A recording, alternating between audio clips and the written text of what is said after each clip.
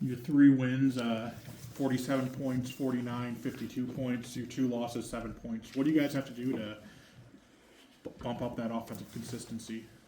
Take care of the football. Take care of the football, number one, and then be able to run the ball efficiently. Both those things and both our losses have showed up big and are a huge reason why we're not able to execute. And that starts with me and being able to run the football and put our guys in a good spot to make good decisions so we can take care of the football. But those are the 2 main things that stand out. You mentioned the interception. Just kind of what do you think the issue was there with the 4 picks? Man, there's a lot of factors in that. I think, when you get towards the end of that game, it's just we're maybe forcing things. We're trying to make something happen. Sometimes bad things just happen naturally within the play, within the game. Bad luck on a few of those things.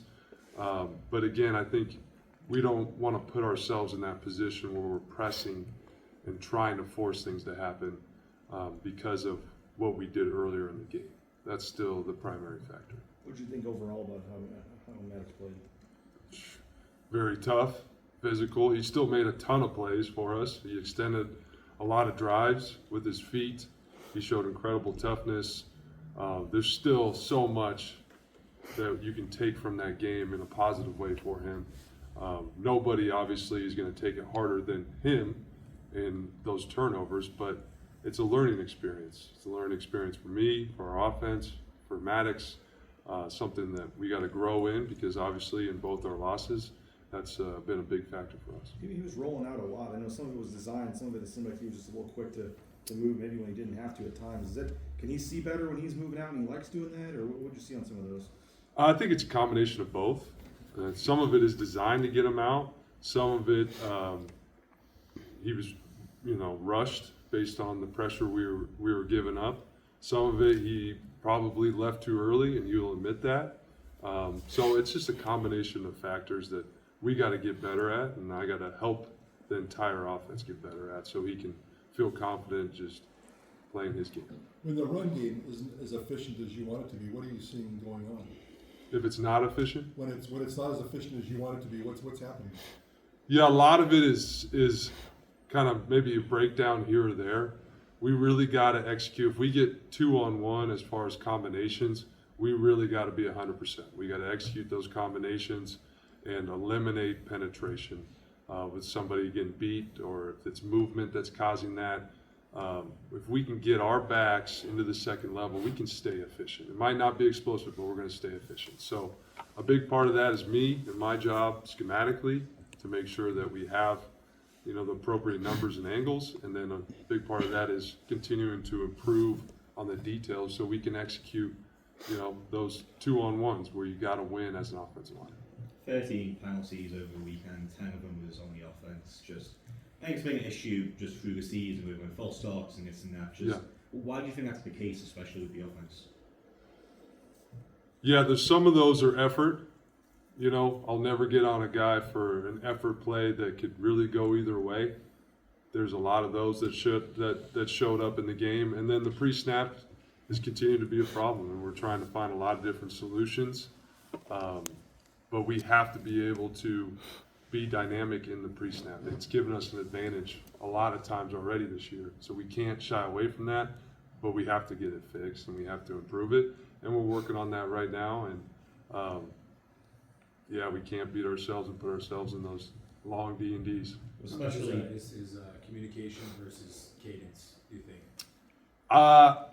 It's more communication. They're doing a great job communicating.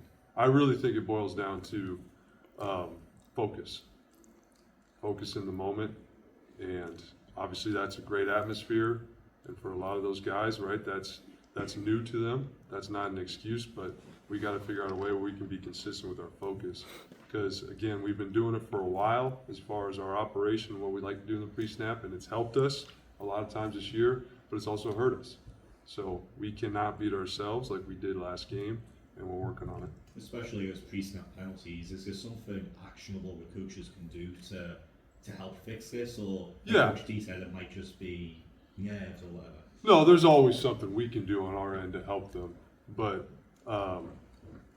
at some point, again, it's player accountability, just remain focused so we can utilize some of these tools that we like to do. But ultimately, it's my responsibility to make changes based on what we can handle and what we can operate. You guys only attempted, I think, one pass down the field more than 20 yards in the air, in the game. Was that just not enough time with their pressure? Were you trying, when coach said the run game didn't help, that, but what do you see, and do you need more downfield passing attempts? Yeah, always need more. Always need more. I think there was more called. Attempted is probably a different story. And to your point, there's a lot of factors that come into play with that. But our ability to run the football allows us to create more opportunities down the field with our play action pass. And so if we become one-dimensional, that hurts those opportunities. You guys are always going to have the next man up mentality, but how much did you miss Matt Lauder in that game? Yeah, I mean, whenever you're missing one of your best players, right? You're obviously wishing they were in there, wishing they were able to contribute. But I thought some of the younger tight ends, some of the other tight ends stepped up and really shined in their role for the game. For us as an offense, you got to figure out who's available and then how do we play to their strengths. And like you said, next man up. But it'll be good to get Matt back whenever he's healthy, because he just adds a good dynamic to our offense.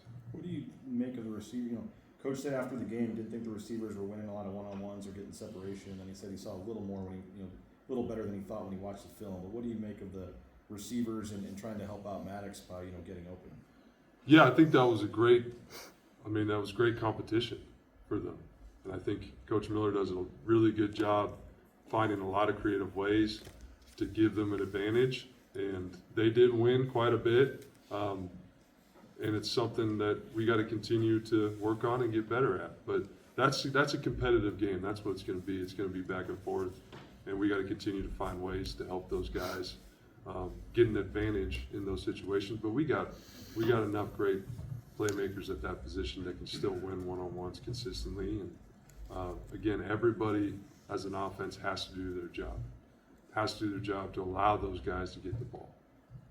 Chris Marshall's done well, I think, for you guys on explosive plays. Has a pretty good target percentage as well, and it felt to me watching that game that Chris Marshall was one of the players physically that could line up and play with some of those guys. Yeah.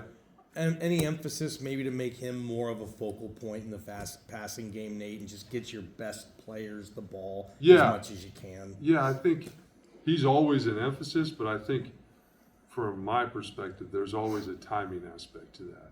Finding ways to get him involved as soon as I can or in different situations that we haven't yet. I think that's where my primary focus is with him, because he does have all the physical talents to go and win against anybody we play. We know that. So it's, again, my job to find more ways or creative ways or insert it in different areas of the game plan or within the game to get him those opportunities. How tough was the opening drive there, messing up your script a little bit, having to start at the half-yard line or whatever? Yeah, that's never ideal, starting at backed up like that. But, again, it's just an operational thing. We fumbled the snap, and then we had, I think, a penalty. And it doesn't help you get in rhythm, but you gotta play the situation that you're in. And we work backed up every week. We've worked it for a long time. So we still got to be able to execute and get first downs, and that starts with me and the calls I give them to be able to do that. You and Spencer both talked about the run game needing more there.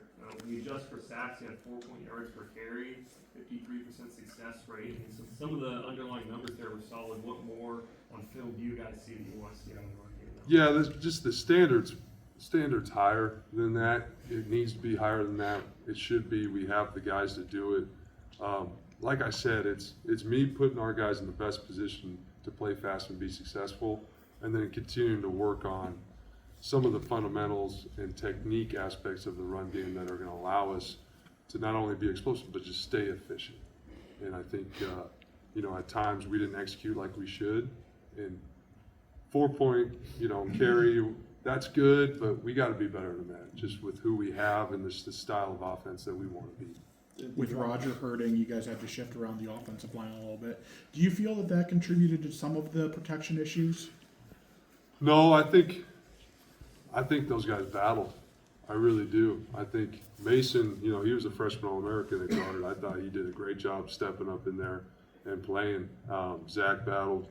I think a big part of the protection issues was where were we at D&D wise, situationally within the game. We were having to throw the ball more than we want to, and that kind of comes with the territory.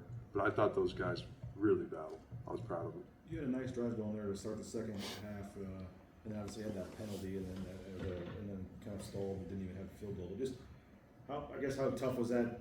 Questionable, I guess you could say, a penalty because you guys really had the ball moving there. And did you like that response you guys had coming out of the locker room? Yeah. I thought, you know, we had a plan coming out in the second half. We started executing that plan. And then again, we beat ourselves, whether it's penalties or turnovers.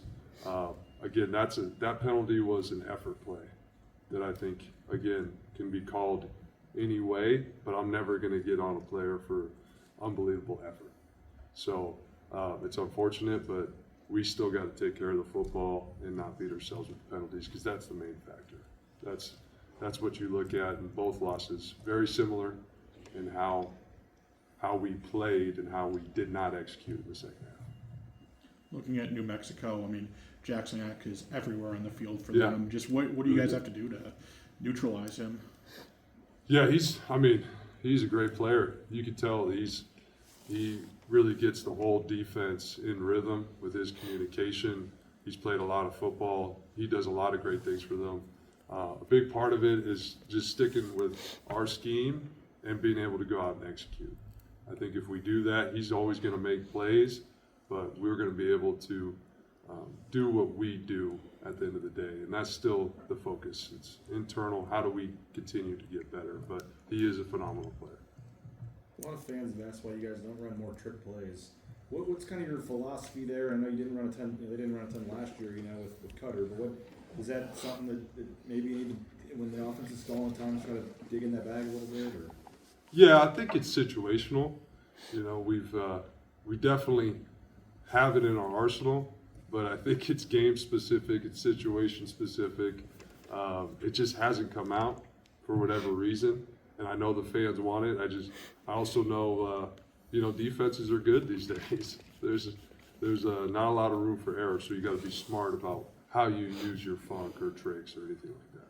have you been a guy ever that likes that kind of stuff or leans against it? Or No, I love it. I love it, but I love it when it's the right time and right look. You know, I'm not trying to create more disadvantage for our offense. We got to get better at staying ahead of the change. So it's all timing. But I'm on board. Any more? Thanks, guys. Thank you. Thanks, Coach.